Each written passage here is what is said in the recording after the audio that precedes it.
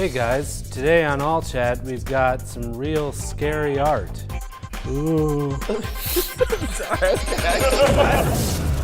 Hey guys, Mel is out for the week, so Phreak will be on the couch for this episode. Let's get right into Summer Showcase. First up, we have a League of Legends toy animation from Simple in Korea. The animation is just super well done. One, Garen last hits those minions like a boss, so he's probably pretty fed. It's a really cool idea, positioning the League of Legends characters as a toy line. I think my favorite part of this entire animation, though, is the minions. Yeah. The fact that he gave them a little bit more life and purpose, and you really watch them duke it out as well. So they are a part of the different factions. These are like the most competent minions I've ever seen. Yes, exactly. Next up, we've got a Panda Annie stream overlay by Phreaky from the UK. This one specifically was made for AnnieBot, the streamer, and this actually came out as a response to the new HUD. Some of it is official splash art that's released from Riot, some of it is fan art that's been done. She makes them all specifically for specific streamers, and it's a lot of effort to handcraft one for every single person who wants one. I like the fact that a lot of these overlays are made with like the champion in mind. Like there's a champion theme clearly, and I think that's really cool. Next up, Mithril Golem made some horrifying versions of champions you might not expect. These guys are actually a bit scary, maybe freaky, if you will. They do have a weird resemblance to you. Yeah, I gotta say, I look very similar to this Cho'Gath art up here. It kind of reminds me of something like very Dark Souls. It's very, very dark, very, Souls. Yeah. Damn it. No, but I think it's just really cool that he takes certain characteristics of champions and then totally reimagines them, right? But then, goes really far with it. Yeah, really far. The Udyr is a good example The big of, gory, you have tiger camel stance, stitched on tiger arm that's bloody as from mauling your face. And there's a bunch of cuts on it itself. Yeah, it's like, oh, okay. It's tiger stance Udyr. I get it. So next up, Logan Feliciano made a Piltover inspired recreation of Summoner's Rift, and he's clearly inspired by the Jinx music video because he takes a lot of elements from that. What blows me away is how much they can glean from a couple images. Because when you watch the Jinx video, there are actually very few shots of architecture. Like the image of maybe 3 or 4 buildings, he can create the elements of an entire city. So you see inhibitors and the Nexus and the shop. What if Summoner's Rift was influenced in that style? Next up, we have Sosenka with some scary, realistic Zed makeup. She's from Poland. This ultimately takes about 3 to 4 hours for her to apply, but the fact that after 3 to 4 hours, you can barely tell where the actual features of her face are, is phenomenal. This is ludicrous. I don't have better adjectives for how ridiculously awesome this is. I think the kicker to all this too is that she's self-taught. She taught herself how to do all this, and that is amazing to me. Because with the Rek'Sai one, where is her face? That just looks like someone just drew Rek'Sai and was like, yeah, it's makeup, I guess. Teemo! There's a Teemo. Teemo one. Yes, and it's the most trolly of all. Cat and tail Teemo. The Nami one is pretty scary. It's like creepy mermaid fish lady. And that's Yeah, probably. I realized that I don't want mermaids to be a thing anymore. Josh is second guessing his mermaid fetish right now. Now we've got an amazing Orianna cosplay by Kayla, aka Nine Flame. This is 400 hours, over 8 months of effort, and it shows. This thing is stupid good. She was saying that this whole cosplay weighs 40 pounds, so it's. I can imagine it just being like a workout, just walking around a con in that thing. It's also a cool marrying of two things, which is the constructed elements of the cosplay, the things that she had to build, but also the makeup. She includes a ton of process pictures too, and she herself was a dancer for 16 years. Orianna is a ballerina. She says she chose the champion because of that connection that she had with it. F is for Flash because it just makes sense. Yours is on the wrong key. D is the place you put every other spell whenever you're playing me. And finally, since we have Phreak here, we're going to end with F is for Flash by the Papushi. And for those of you that don't know, Phreak and I have a long-standing disagreement as to which key your Flash summoner spell should be placed on. Yep. F is made for, it's for... F is definitely for Flash. F is for Flash. Thank you so much.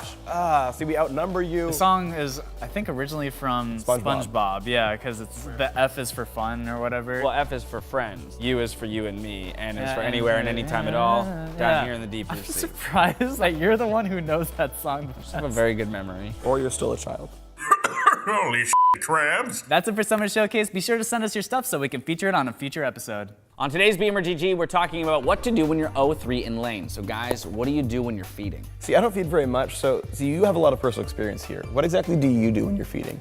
Aside from just feed more, because I know that's the most common trait for you. Yeah, well, I'm a giver. You are. Really. Everybody wants to have that game where they're like 8-0 coming out of the top lane on Fiora and just wrecking the other team. And I want to be able to give that to them. When you're feeding, step one is to stop feeding, right? When you go into lane and you're 0-3 and your lane opponent is 3-0, you can't fight back. You gotta figure out something else to do because that guy's just gonna murder you and you're gonna be 0-4. Kind of keying off this idea of don't fight back when you're behind, I think people's initial instinct is to buy combat stats when they're behind because I need the power to fight to win that next one. But if you can spend 150 gold on 2 wards and you're not giving the enemy 300 gold, that's actually a win for you. You're actually making up gold by doing that. All right, when you're significantly behind in lane, you just have to accept the fact that laning phase probably isn't gonna get much easier for you. So you have to start figuring out what else can you do with your time. Because yeah, you can farm under tower and that sort of thing, but also adding value to your team. Maybe if you're in top lane and you're 0-3 or whatever, maybe come down and get dragon for your team so you can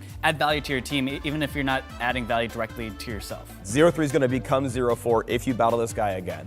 And that means don't expect jungle ganks. You're just gonna get your jungler killed too, but as a jungler, go gank the 6-0 lane. And ganking is a source of income for the team, essentially. Yeah. It's like we can kill the champion and maybe a turret, and hey, like our team has earned 1,000 gold here instead of me killing 2 jungle camps. Yeah. Whatever it is, understand your individual role, but then when you expand it to a team, what is our team trying to do? Do we have a pick comp? Do we have a siege comp? So that when we see our opportunity for fights, we actually capitalize on them properly. The one advantage you can pull in no matter how far behind you are is you can have 5v4s, you can have 3v2s, whatever. All right, so if we break it down to 3 simple steps, it's 1, stop the bleeding. 2, figure out what your individual role is on the team being underpowered. And then 3, figure out what that circumstance is that's going to allow your team to come back in the game. Well, that's what we do when we're feeding. Let us know how you handle getting your ass kicked in the comments below. Oh, another good pull there, Blitz.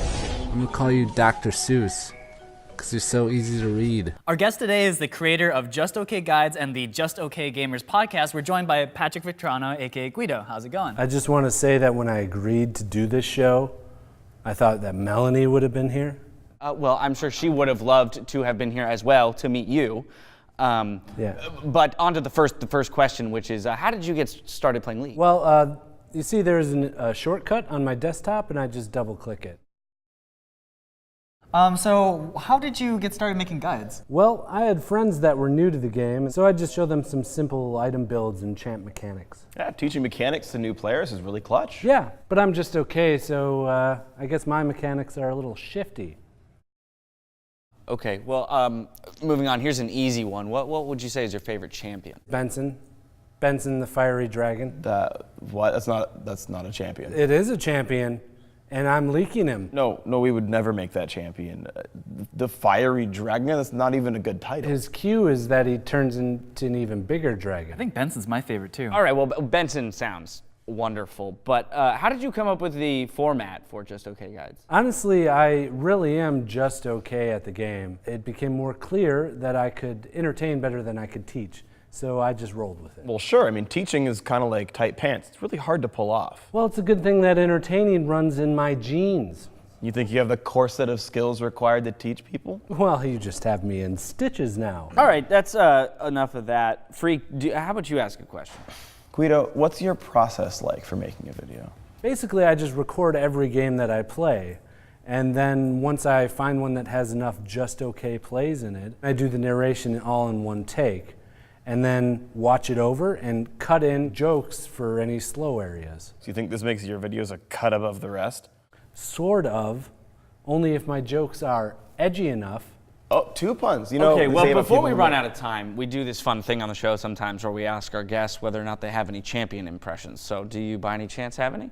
I do them all. Name one. Darius. I could do that.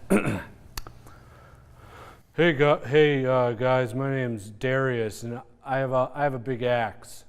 Not bad, not bad. And it's really sharp. Right. And I carry it around. Okay, that was wonderful. I have to say, we really appreciate you being on the show, Gweedo. I want to thank you for coming out. And of course, if you at home want to check out more Just Okay content, please follow the links in the description below. My wife, I think I'm having trouble satisfying her, to be honest. if we're talking real right now, I'm gonna have to say that she's not very happy in the sack. Okay. And I have my son too. Don't get me started on my son, who's wants to be a chef, who wants to like cook food, and I'm like, no, you're a warrior. Warriors only use knives to stab people, not cut onions. I'm Darius. All right, that's it for our show. Thank you, Phreak, for being a part of this episode. Please like, comment, and subscribe, and be sure to send us your stuff. Now, time for the last law. Oh! Yes! I take my axe and I put a wig on it, and I practice talking to my wife openly because I'm a big, strong, big boy warrior, and I have trouble sharing.